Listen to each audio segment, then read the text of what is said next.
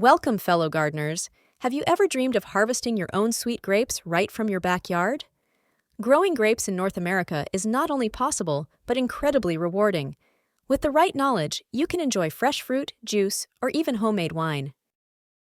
The first step to success is selecting grape varieties suited for your specific North American climate. Consider your region's cold hardiness zones and typical growing season length. Disease resistance is also a crucial factor for healthy vines. North America offers a diverse range of native grape species and hybrids. American grapes like Concord and Niagara are known for their hardiness and distinct flavors. They are excellent choices for colder climates and juice production. European grapes, or Vitis vinifera, such as Cabernet Sauvignon or Chardonnay, prefer warmer, drier climates. They are more susceptible to diseases common in humid regions. Many hybrids combine the best traits of both types. Look for varieties specifically bred for your local conditions. Your local agricultural extension office is an invaluable resource for regional recommendations. They can guide you to grapes that will flourish in your specific area. Grapes are sun worshippers, requiring at least 6 to 8 hours of direct sunlight daily. Choose a location in your garden that receives ample sun exposure throughout the day. This ensures proper fruit ripening and vine health. Excellent drainage is paramount for grapevines. They despise wet feet, which can lead to root rot. If your soil is heavy clay, consider planting on a raised bed or amending it heavily with organic matter and sand. A slightly acidic to neutral soil pH between 6.0 and 7.0 is ideal. Conduct a soil test to determine your current pH and nutrient levels. Amend your soil with compost or other organic materials to improve fertility and structure. Protect your vines from strong winds, which can damage new growth and reduce fruit set. A sheltered spot or a windbreak can make a significant difference. Proper air circulation, however, is still important to prevent fungal diseases. The best time to plant dormant bare root grapevines is in early spring, after the last hard frost. Container-grown plants can be set out a bit later in spring or early summer. Ensure the soil is workable and not waterlogged. Dig a hole wide and deep enough to accommodate the root system comfortably. Spread the roots out gently and backfill with prepared soil. Plant the vine at the same depth it was in the nursery or with the graft union slightly above ground. Space your grapevines appropriately, typically 6 to 8 feet apart, depending on the variety and training system. This spacing allows for good air circulation and prevents overcrowding as the vines mature. Water thoroughly after planting to settle the soil around the roots. For the first year, consistent moisture is vital for establishing a strong root system. Avoid letting the soil dry out completely. Grapevines are vigorous climbers and require a sturdy support system from day one. A trellis or arbor is not optional. It's crucial for vine health, fruit production, and ease of management. It keeps the fruit off the ground. Common trellis systems include the T-trellis, high cordon, or a simple 2-wire system. Arbors can also be used for a more ornamental approach. Install your chosen support system before or at the time of planting. The support structure helps expose leaves and fruit to sunlight, improving ripening and air circulation. It also makes pruning and harvesting much easier.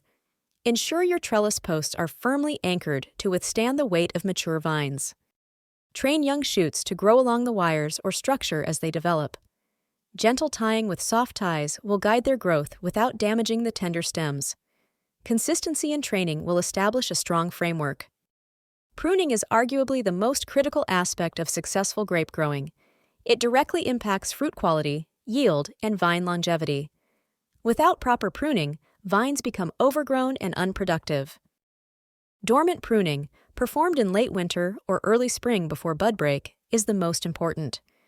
You'll remove most of the previous year's growth, leaving only a few canes or spurs to produce fruit. This balances vegetative growth with fruit production.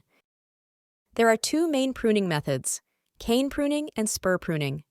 Cane pruning involves selecting a few 1-year-old canes to bear fruit. Spur pruning leaves short sections of 1-year-old wood, called spurs, on permanent arms.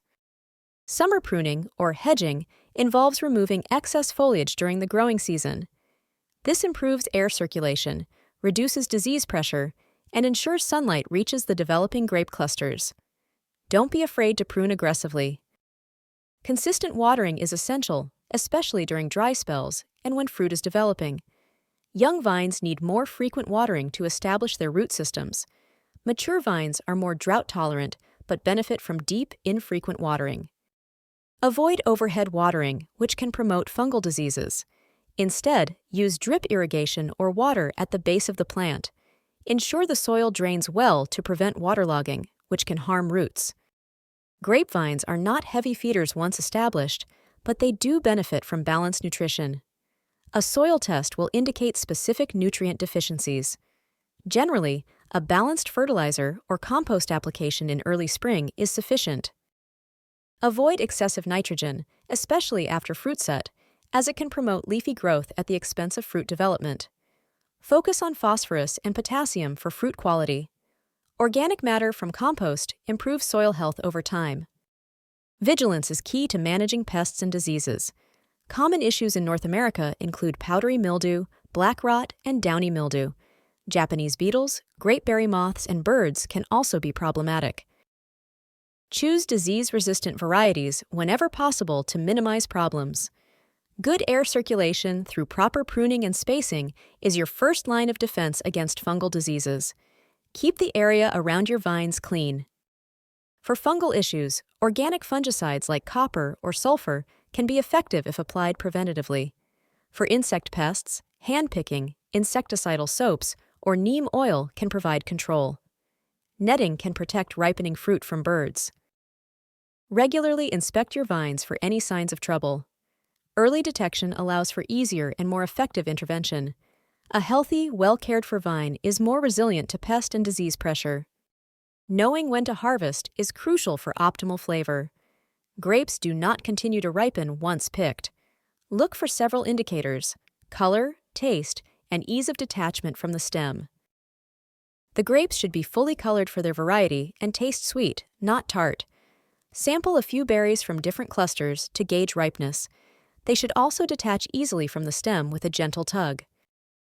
Harvest grapes by cutting the entire cluster from the vine with pruning shears. Handle them gently to avoid bruising. It's best to harvest on a dry day to prevent mold and rot. Freshly harvested grapes can be stored in the refrigerator for a week or two. For longer storage, consider freezing them, making juice, or drying them into raisins. Enjoy the fruits of your labor.